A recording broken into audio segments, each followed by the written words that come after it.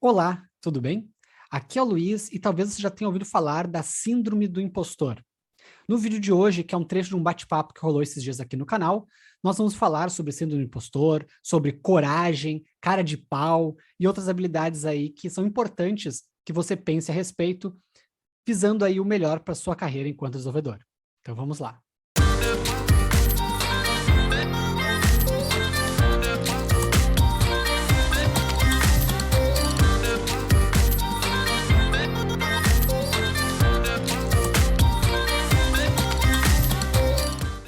A minha história eu já contei outras vezes aqui no canal, não vou repetir novamente, mas teve muito dessa questão de ser cara de pau também.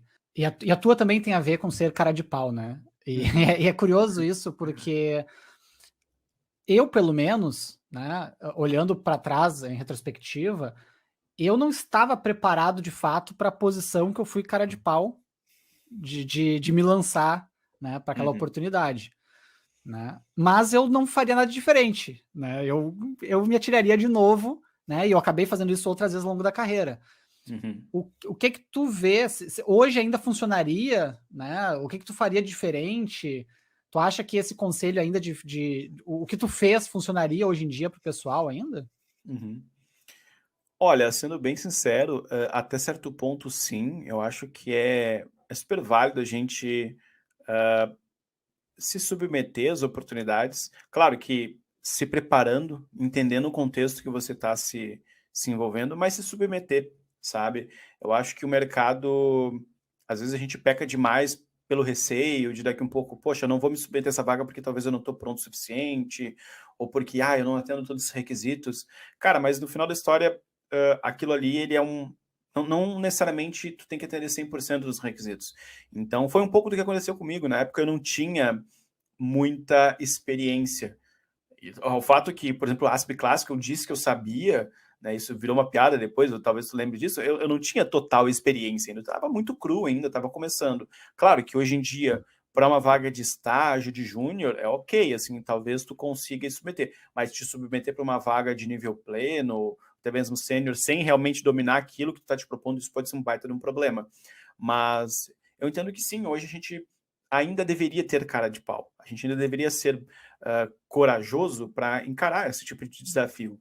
Porque no final da história, do outro lado são pessoas também, né, então assim, eles estão ali dispostos a ouvir a tua história, né, e isso vai te destacar, na maioria das vezes, diante de tantas pessoas no mercado, né. Então assim, hoje está todo mundo, de certa forma, hã, perdão pela palavra, mas meio que sendo enlatado, né, todo mundo tem um mesmo padrãozinho, todo mundo tem que seguir esse padrão, só que não necessariamente tu precisa seguir isso, né. Inverte um pouco a curva, muda um pouco a maneira como você se porta, né, mostra suas habilidades, mostra suas competências e tem a cara de pau. Eu acho que é válido sim, né. O ponto principal é se preparar, né, não adianta também ter cara de pau e não estar minimamente preparado, entender a empresa que tu está te submetendo, né, entender o projeto que tu tá te submetendo, né, até mesmo o tipo de desafio, nacional, internacional, cada um tem as suas particularidades, né, então é muito importante a gente se munir de informações, né. E aí, se tu tiver cara de pau com as informações certas, cara, só sucesso, assim, sabe. Eu acho que é válido ainda. Legal, legal. Eu vejo sim, essa com a maior barreira, né, do pessoal, geralmente são eles próprios, né, não é nem a Uhum, barreira do conhecimento e tudo mais. E logo a gente vai entrar na questão do internacional, e eu vejo que o internacional isso pega de novo bem forte, do pessoal uhum, achar que não vai, não tem como, e daí acaba deixando as oportunidades passarem, né. Eu exato. acho que isso acaba impedindo a gente de fazer muita coisa na carreira da gente, na vida da gente, a gente ter esses receios limitando a gente, né. Exatamente. É, tem um ponto que é muito clássico, né, a gente escuta isso com bastante frequência, que é a tal da síndrome do impostor, né. Às vezes a gente acha que não tá bom o suficiente, né. Mas o que que é tá bom o suficiente? O que que é o suficiente, né? Às vezes a gente eu falo isso com propriedade, porque em inúmeras situações eu me coloquei numa posição assim: "Poxa, eu não sou bom o suficiente, eu não tô preparado". Só que na verdade a evolução ela acontece se tu te jogar para evoluir, né, tu precisa passar pelo desafio, tu precisa passar pela dor, tu precisa passar pela estaca zero, né, então assim, a síndrome do impostor ela vem às vezes em momentos em que a gente está talvez muito sobrecarregado de inputs externos, né? A gente está se comparando, às vezes, a algumas pessoas que vivem momentos diferentes da nossa carreira, né? E isso é muito, muito importante a gente entender, né? Não é porque hoje eu estou aqui, ou outras pessoas também são iguais, talvez tenham a mesma jornada. Não, cada um teve uma batalha, cada um teve um momento para passar, e faz parte do processo de evolução de todo mundo. E todo mundo precisa passar por isso, né? Então, eu entendo que a gente precisa seguir encarando, tendo cara de pau para encarar os desafios e não se preocupar tanto em achar que a gente não é bom o suficiente. Quanto mais a gente se prepara, quanto mais a gente estuda e pratica sobre o que está fazendo, mais domínio a gente tem, né? E, aliás, isso talvez seja uma excelente forma para a gente lidar com a síndrome do impostor. E é uma coisa que eu comecei a fazer algum bom tempo atrás, que é praticar, né? Praticar muito aquilo que eu me sentia inseguro. Então, poxa, eu não me sentia muito bem com determinado tipo de ferramenta, tecnologia. Por que não mapear quais são os pontos, né? Quais são os problemas que eu tenho ali, quais são os medos que eu tenho, e começa a trabalhar em cada um deles, sabe? Isso ajuda a diminuir bastante a nossa ansiedade, diminuir bastante o nosso sentimento de, poxa, eu não sou tão bom o suficiente. Então, são maneiras, né, de lidar com isso. Sim. Não, e daí tu pega, fazendo gancho, né? Tu pega a coisa que poderia ter dado mais errado. Seria não ter conseguido a vaga. Pois então. Que é o que vai acontecer em, sei lá, em 90% das entrevistas que você vai fazer, né? Então, tipo, a Exatamente. pior situação possível seria essa, É. né?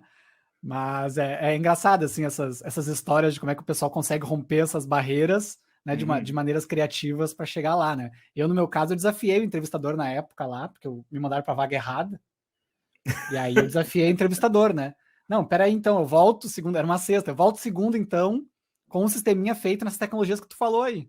Né? E aí eu me virei no final de semana para fazer o sisteminha, né? No meu caso foi assim. Né? Muito bom, muito bom. Ó, o Adriano colocou aqui, né, que a ideia de empreender e criar projetos próprios ajuda muito nessa parte de desenvolver skills, ganhar experiência e superar a síndrome do impostor. Eu fiz muito disso, né? Não sei tu, Daniel. Até onde eu sei, tu fez bastante projetos para terceiros e tudo mais, e não ficou só na experiência do trabalho ali, né? Sim. Eu tive a experiência profissional em si, né? Experiência trabalhando lá na empresa, que depois veio se chamar Rede Host, hoje se chama Ambler, enfim, teve toda uma mudança de marca. Na época, eu trabalhava apenas na empresa, mas eu tinha o meu lado empreendedor, freelancer, vamos dizer assim, que eu buscava fazer outras atividades por fora. Algo que depois de um certo momento virou minha principal atividade, né? E aí ali eu tive muitas experiências diferentes, o que me fez diminuir bastante essa síndrome do impostor, né, de certa forma, porque querendo ou não, a gente se obriga a aprender muitas coisas, a experimentar muitas coisas, e isso vai inibindo um pouco, né, isso do nosso lado, assim. E sim, eu acredito que tu ter projetos, ter side projects, né, que nem eu costumo dizer, tipo, projetos paralelos, eles nos ajudam a desenvolver ainda mais as nossas habilidades, né. É aquela máxima, né, a gente não pode confiar que o nosso crescimento vai estar totalmente atrelado às nossas 8 horas diárias trabalhando para alguém, né. Então, assim, isso não existe, assim, sabe. A gente precisa sim, e eu entendo que às vezes não é a realidade de todo mundo, mas se a gente puder ter 1, 2 horas a mais no dia para fazer um pouquinho a mais, a gente vai muito mais à frente, a gente vai conseguir atingir resultados ainda melhores, né, do que simplesmente ficar limitado, né, dentro da nossa janela de trabalho, né.